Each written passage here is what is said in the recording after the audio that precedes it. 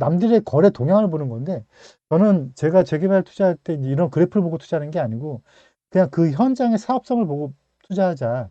그러니까 남들이 우르르 움직이고, 물론 그게 중요하지 않다는 건 아니지만, 그것도 중요하겠지만, 그래도 남들이 우르르 움직이고 우르르 빠져나갈 때 덜 다치고 또는 더 먹을 수 있는 현장이 그 본질적인 가치가 높은 현장이더라. 그러니까 이렇게 그래프, 사람들이 우르르 움직이고 우르르 빠지고 하는 그런 타이밍을 볼 게 아니고, 되도록이면, 전혀 안 보는 건 아니겠지만, 되도록이면 원석의 그 값어치를 찾는 것에 좀 우리의 공부나 우리의 노력을 쏟자. 지금 제가 이제 이렇게 계속해서 좋아지고 나빠지고 하는 것들에 대해서 아까 오프 더 레코드 시간에 잠깐 말씀드렸었는데, 저는 이게 금리의 영향이 아니고 저는 그냥 구조적이라고 보거든요.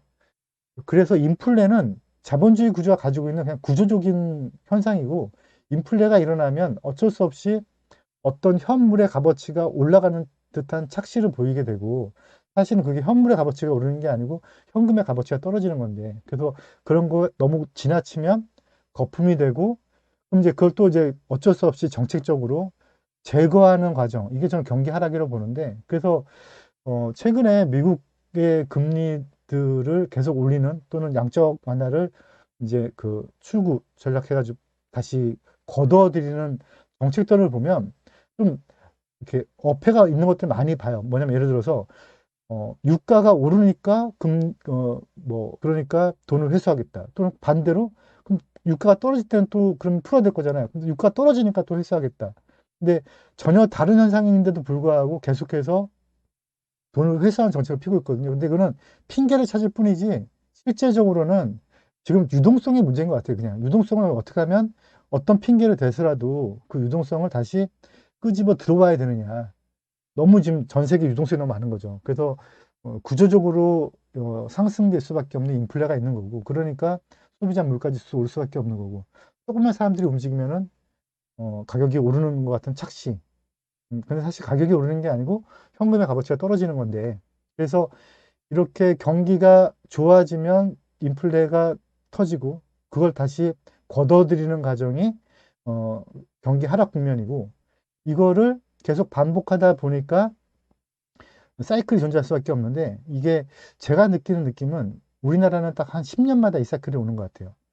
네, 미국이나 이제 다른 나라들은 이제 국지적인 게 이제 글로벌화 되면서 같이 맞물려 떨어지는 것도 있긴 한데, 그 살짝 다르게 보인다면 미국이나 중국은 한 15년 안팎인 것 같고요.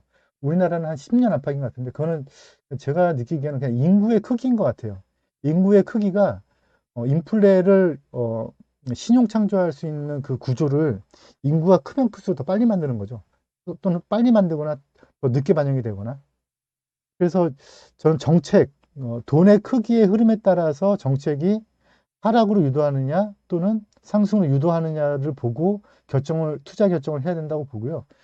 그동안 최근 한 2년 정도는 너무 과열에 따른 음, 어떤 제재 쪽에 부동산 정책이 있었다면, 앞으로는 좀 완화 쪽에, 특히 재개발 재건축 쪽은 완화 쪽에 좀 쏠리지 않을까. 거기다가 올해 말에 내년 초에 이제 국회의원 선거까지 있다 보면 어쩔 수 없이 좀 지역 경제 발전을 위해서 경기를 풀지 않을까. 그래서 금리하고는 전혀 상관이 없이 그냥 단지 경기에 어떤 너무도 이렇게 급락해 있는 걸 살리기 위해서 어느 정도 정책적으로 밀어주지 않을까라는 게, 그리고 그게 저는 부동산의 가격 변수라고 보고 있어요. 그럴 때 저는 부동산 전문가의 역할이 뭐라고 보냐면, 나만 믿고 따라와 이게 아니고, 어, 그냥 정석적인 원석의 값어치를 찾을 수 있는 방법을 알려주는 게 역할이라고 보고 있고요. 그리고 상승장에서는 사실 전문가가 필요 없어요.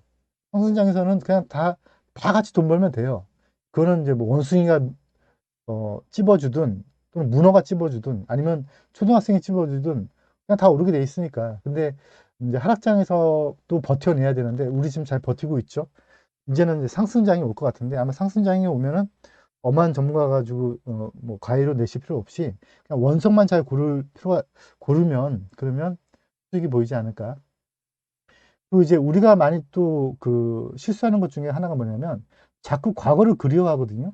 근데 가격이 오르면 오르는 대로 못 사고, 떨어지면 떨어지는 게 또 무서워서 못 사고 하는데, 이것도 저의 원론적인 얘기랑 같이 맞물려지는 건데요. 이제 그런 거 연연하지 말고 우리는 그냥 본질적 값어치만 따지자. 본질이 어떻게 구성이 되어 있고, 그 현장이 어떻게 흘러가는 과정에서 돈이 얼마가 만들어질 것 같고, 얼마가 부족할 것 같고, 이런 본질의 값어치 좀 따져보자. 그래서 보다 현실적인 얘기들을 해보도록 할게요. 그래서 제가, 저도 뭐 그렇게 나이가 많은 건 아니지만, 여지껏 살아보니, 반평생을 살아보니, 이 사이클은 항상 반복되더라고요. 그래서 이거는 아마 앞으로도 그냥 꾸준히 계속해서 반복되지 않을까. 그래서 이 사이클은 영원히 우리가 벗어날 수 없는 기승전결이 아닐까. 계속해서 반복. 그래도 이제 과거를 보면서 어떤 원리를 판단을 해야, 만들어 가야겠죠.